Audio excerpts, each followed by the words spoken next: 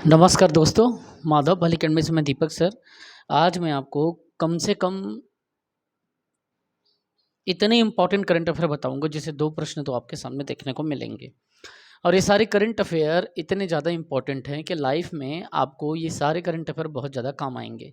सीधा आज मैं आपको 15 अक्टूबर और 16 अक्टूबर के इम्पोर्टेंट करंट अफेयर को एक जगह निचोड़ करके मेहनत करके दे रहा हूँ।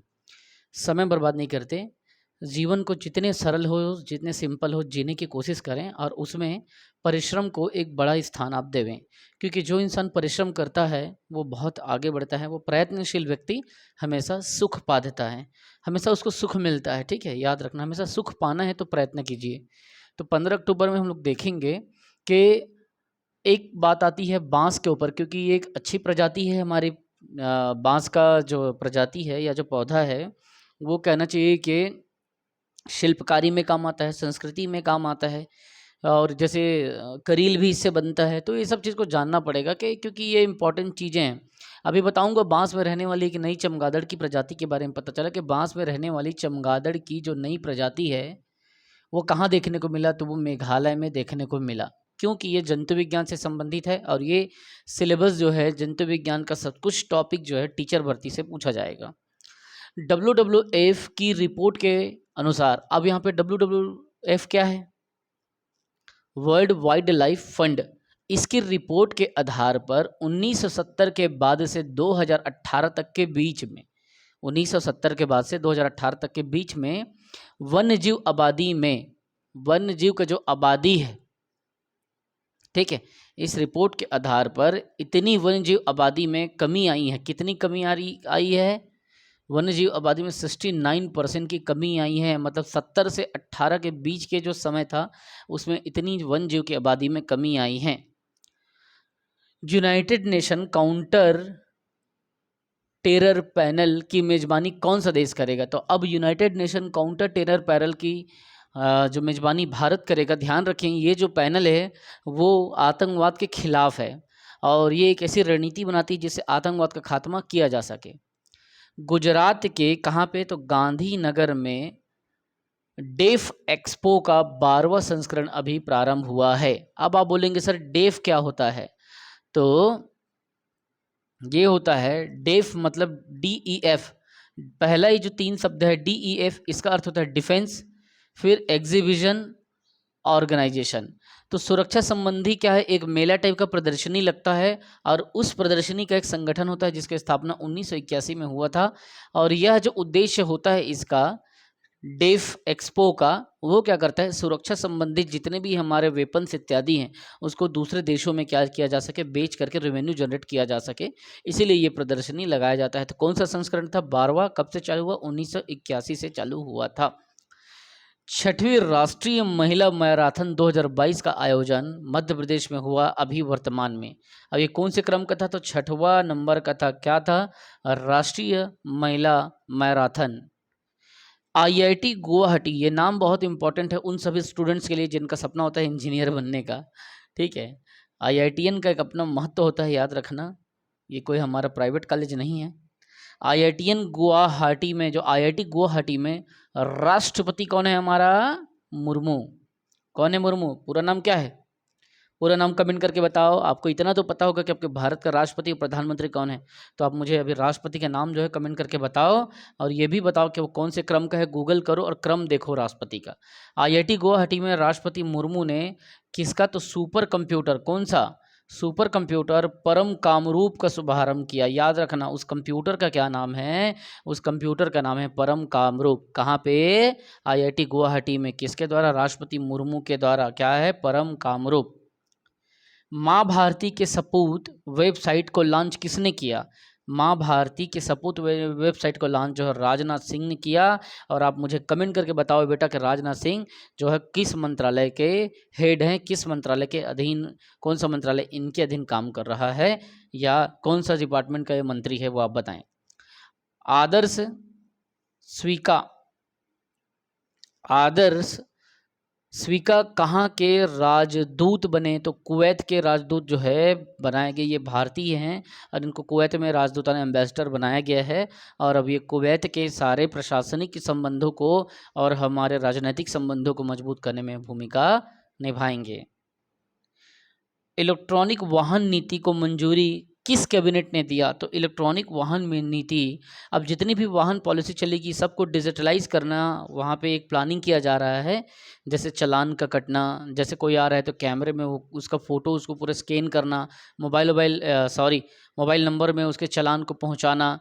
तो ये सब इलेक्ट्रॉनिक वाहन नीति के तहत क्या होगा, हर चीज़ डिजिटलाइज हो जाएगा अब। ठीक है, चेचिस का नंबर, ये वो दुनिया भर की जो चीज़ें हैं अभी है, लेकिन उसको और क्या किया जा रहा है, डेवलप करने की कोशिश जो है हमारे सरकार के द्वारा किया जा रहा है। वो कौन है? उत्तर प्रदेश के कैबिनेट ने ये डिसीजन लिया कि वाहन नीति को इलेक्ट्रॉनिक वाहन नीति के रूप में घोषित कर दिया गया है। अब वहाँ की वाहन नीति पूरा इलेक्ट्रॉनिकली होगा, पेपर वर्क जो है धीरे से ख़त्म हो जाएगा उसमें और सब ई वर्क हो जाएगा, ई पेपर वर्क। कानून मंत्रियों का अखिल भारतीय सम्मेलन कहाँ हुआ? तो कानून मंत्रियों का अखिल भारतीय सम्मेलन गुजरात में हुआ। याद रखिएगा, इसमें कानून मंत्रियों को बुला करके पूरे आपस में भारत की जितनी भी कानून व्यवस्था है उसमें क्या समीक्षा किया जाता है और उन सभी में अपने सुझाव तथा मत रखा जाता है। और उसमें विभिन्न प्रकार के कमेटी के सदस्य होते हैं, जैसे चीफ जस्टिस वगैरह इत्यादि होते हैं, और सारे कानून मंत्री भी वहाँ पे शामिल होते हैं, अपना राय रखते हैं कि किससे जो है जन कल्याण की भावना सामने आ सकती है, जन कल्याण को कैसे पोषित किया जा सकता है।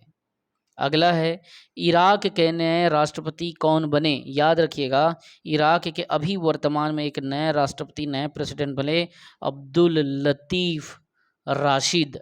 कौन? अब्दुल लतीफ़ राशिद। अब मैं आपको बताऊंगा 16 अक्टूबर के करंट अफेयर को। 16 अक्टूबर के करंट अफेयर में क्या क्या मेन इंपॉर्टेंट घटनाएं शामिल है, देखिए। कोल इंडिया का, हाल ही में जो कोल इंडिया है हमारा, जो एसीसीएल इत्यादि सब इसी के अधीन में आता है, महानदी, एसीसीएल, ये सब। तो कोल इंडिया का 1190 मेगावाट का ऊर्जा परियोजना स्थापित करेगी। कहाँ पे किया जाएगा कोल इंडिया के द्वारा? राजस्थान में। आरजे गवर्नमेंट की सहमति से कोल इंडिया जो है, इंडिया गवर्नमेंट ऑफ इंडिया का जो अधीन ये पब्लिक सेक्टर यूनिट है कोल इंडिया, इसका 1190 मेगावाट का बिजली उत्पादन होगा। अब वहाँ बिजली और लोगों को आसानी से सुलभता से मिलेगा और यहाँ पे पावर प्रोडक्शन के साथ साथ लोगों को रोजगार मिलेगा, नगर का विकास होगा, राजस्थान का विकास होगा, देश का विकास होगा। अब लिखिए, श्रीलंका के 500 डॉक्टरों ने श्रीलंका छोड़ के दूसरे देशों में पलायन किया। तो क्यों किया? क्योंकि श्रीलंका की आर्थिक स्थिति सही नहीं होने के कारण तकरीबन 500 बड़े बड़े डॉक्टरों ने श्रीलंका को त्याग के दूसरे शहर में, राष्ट्र में, दूसरे देशों में उन्होंने नागरिकता ले लिया। अब देख रहे हैं पीएम किसान सम्मेलन का उद्घाटन कहाँ हुआ? तो पीएम प्रधानमंत्री किसान सम्मेलन का उद्घाटन न्यू दिल्ली में हुआ, अर्थात नई दिल्ली में हुआ।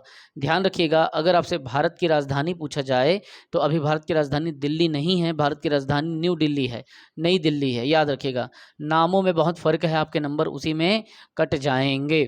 ठीक है, अब देखेंगे 9वां विश्व आयुर्वेद कांग्रेस प्लस आरोग्य एक्सपो की मेजबानी कहाँ हुआ? देखो कैसे घुमा के पूछ रहा है। पहला तो 9वां क्रम क्या है, 9th है, ठीक है, 9th विश्व आयुर्वेद कांग्रेस प्लस आरोग्य एक्सपो। आयुर्वेद कांग्रेस प्लस आरोग्य एक्सपो की मेजबानी किसने किया? तो दिल्ली ने किया, जो कि किस क्रम का था? 9वें क्रम का था। GHI इंडेक्स के बारे में आज मैं तुमको बताऊंगा बच्चों। GHI क्या है, भारत की स्थिति क्या है और कितने देशों को इसमें शामिल किया गया था। GHI इंडेक्स जो है 2022 के लिए जारी हुआ है और ये ग्लोबल हंगर इंडेक्स इसका फुल फॉर्म है, वैश्विक भूख सूचकांक, इंग्लिश में ग्लोबल हंगर इंडेक्स।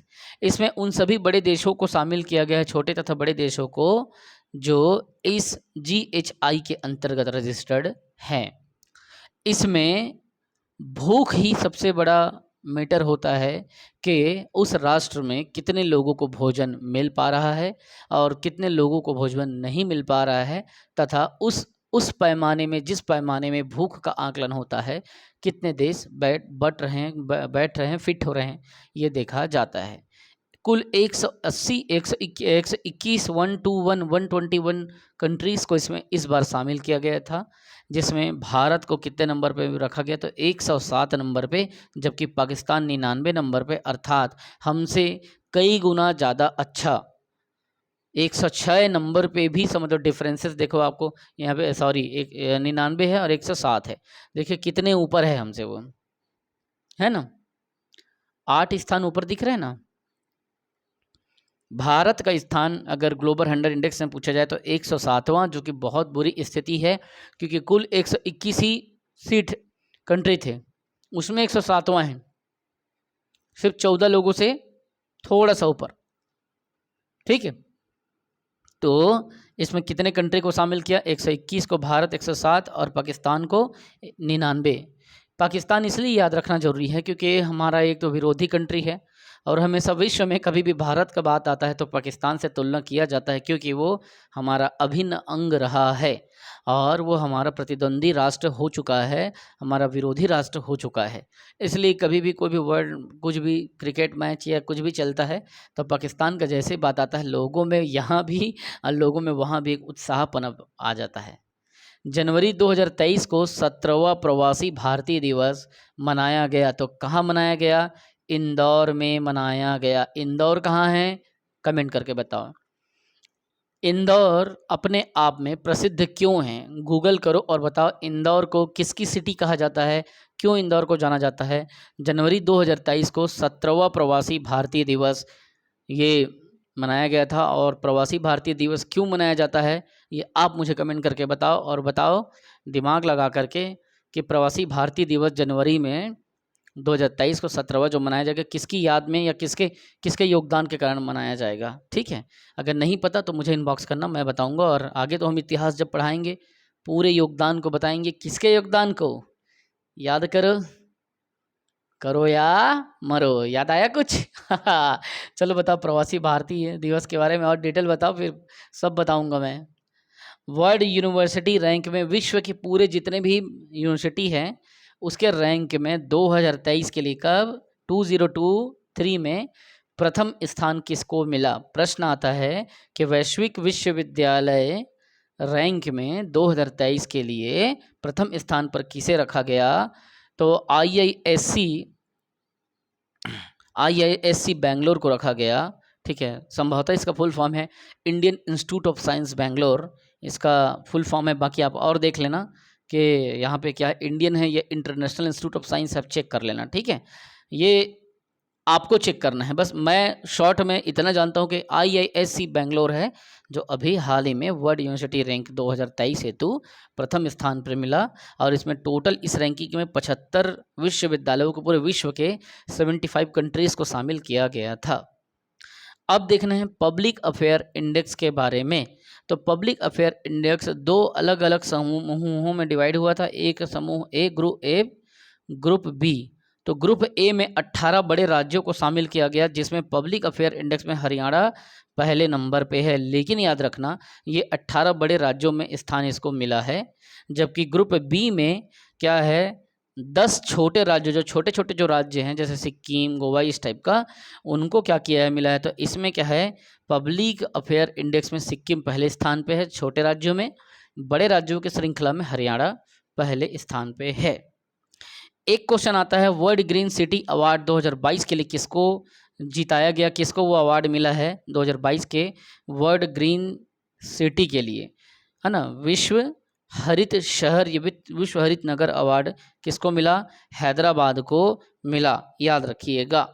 और एक क्वेश्चन आता है कि प्रधानमंत्री नरेंद्र मोदी ने IIT का उद्घाटन किया, किसका, इंडियन इंस्टीट्यूट ऑफ टेक्नोलॉजी, भारतीय प्रौद्योगिकी संस्थान, Indian institute of technology IIT का स्थापना प्रधानमंत्री मोदी ने अभी उद्घाटन करके आया, वो कहाँ पे है और किस राज्य में, तो ऊना नामक स्थान पे है, ऊना शहर में है, और वो हिमाचल प्रदेश के अंतर्गत आता है। तो ये किसके द्वारा अभी इसको उद्घाटन किया गया, तो प्रधानमंत्री मोदी के द्वारा। दोस्तों मैं बार बार समझा रहा हूँ आपको कि किसी भी चीज़ में अगर सफलता पाना है तो सबसे ज़्यादा जरूरी होता है एक अच्छे कोच का, एक अच्छे मार्गदर्शक का। आप पहले मेरा टीचिंग स्किल जाके प्ले लिस्ट में देखिए, बहुत सारे हमने फ्री क्लासेस डाला है, इतिहास के, संविधान के, पर्यावरण के, बहुत सारे बौद्ध धर्म, जैन धर्म, सबको हमने डाला है। अगर आपको मेरी टीचिंग स्किल पसंद आती है, मैंने छत्तीसगढ़ के जनजाति का वृहद क्लासेस भी यूट्यूब में डाल के रखा है। अगर आपको मेरी टीचिंग स्किल आती है, अच्छा लगता है, तो सबसे पहले आप मुझसे संपर्क करें 9575204321। आप इस नंबर पे संपर्क करें 9575204321। और आप क्या करो, सबसे पहले लिंक में नीचे डिस्क्रिप्शन में दिया है माधव पहल एकेडमी के एप्लीकेशन का हाइपर लिंक दिया है। आप उसको एप्लीकेशन को, माधव पहल एकेडमी का एप्लीकेशन को आप डाउनलोड कर लो, और डाउनलोड करने के बाद में अपने पसंद का कोर्स आप वहाँ से परचेस करो, घर बैठे तैयारी करो।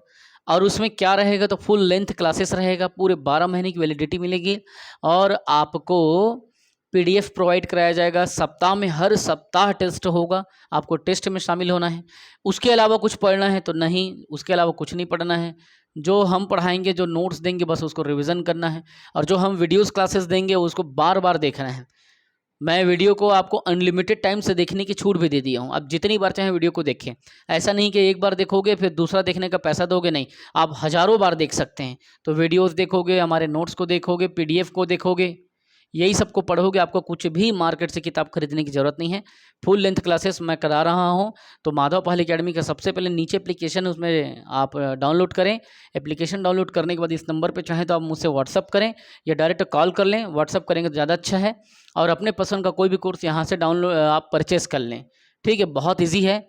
आप पूरा डेमो यूट्यूब में देख लें कि आपका एजुकेटर कैसा आपको पढ़ाता है, किन किन प्रकार के डाटा कलेक्शन आपको देता है। और ये YouTube में डेली करंट अफेयर आपको मिलता रहेगा। आपको क्या मेहनत करना है, कैसे डेटा को कलेक्शन करना है, हम इसमें सिखा रहे हैं। देखिए 15 अक्टूबर का ये मेन इंपॉर्टेंट, मतलब 1 2 3 4 5 6 7 8 9 10 11 टो मैंने 15 अक्टूबर को दिया। 16 अक्टूबर का 1 2 3 4 5 6 7 8 9 10 करंट अफेयर मैंने टोटल 16 अक्टूबर को दिया। मतलब आपको ये पता हो जाएगा कि कैसे कैसे कंटेंट को हम डेली नोट्स करें, नोट्स बनाएं, और इसीलिए करंट अफेयर कितना भूमिका रखता है। अगर करंट अफेयर आप अच्छे से कर दिए तो 10 से 15 क्वेश्चन आता है। अगर 15 में 12 भी आता है तो 24 नंबर आप ऊपर जाएंगे, मतलब 24 से 25 हज़ार कैंडिडेट आपके पीछे हो जाएंगे सिर्फ करंट अफेयर के दम पे। एक नंबर में आदमी 1000 लोगों से पीछे चला जाता है CGPSC में, याद रखिएगा। इसीलिए मैंने अभी तक जितने भी एग्ज़ाम निकाला है, टोटल 10 एग्ज़ाम मेरा निकाला है ना। तो 10 एग्ज़ाम निकाल लिया है, 5 PSC मेंस लिखा है, 1 इंटरव्यू लिखा है, और अभी मैं बुक राइटिंग का काम कर रहा हूँ। ये टोटल मेरी उपलब्धियाँ हैं। प्लस इकोनॉमिक सर्वे का शॉर्ट नोट्स बना दिया हूँ मैं। इकोनॉमिक सर्वे का 400 पेज के बुक को मात्र 20 पेज में बना दी, पूरा निचोड़ बना दिया हूँ। आप सब जा करके माधव पहल एकेडमी के एप्लीकेशन में ले लें। और इकोनॉमिक सर्वे सिर्फ 20 पेज में है, सिर्फ 70 रुपये में आपको दे रहा हूँ। 400 पेज में क्या पढ़ना है, कैसे पढ़ना है, उसी से ही सब चीज़ आएगा, है ना। इसीलिए चैनल को सब्सक्राइब कर लें, क्योंकि जब भी मैं वीडियो डालूं तो पहले आपको मिल जाए। सब्सक्राइब करके बगल में बेल आइकन है, उसको प्रेस कर लें। जैसे डालूं तुरंत आपके पास वीडियो यूट्यूब सजेस्ट कर ले। जब आप बेल आइकन को प्रेस करते हो, लाइक करते हो, कमेंट करते हो, शेयर करते हो, मतलब कंटिन्यू जुड़े रहते हो, यूट्यूब वीडियो को आपको तुरंत आपके पास सजेस्ट करता है। इसीलिए आपको ये सब चीज़ें करना है। जय हिंद।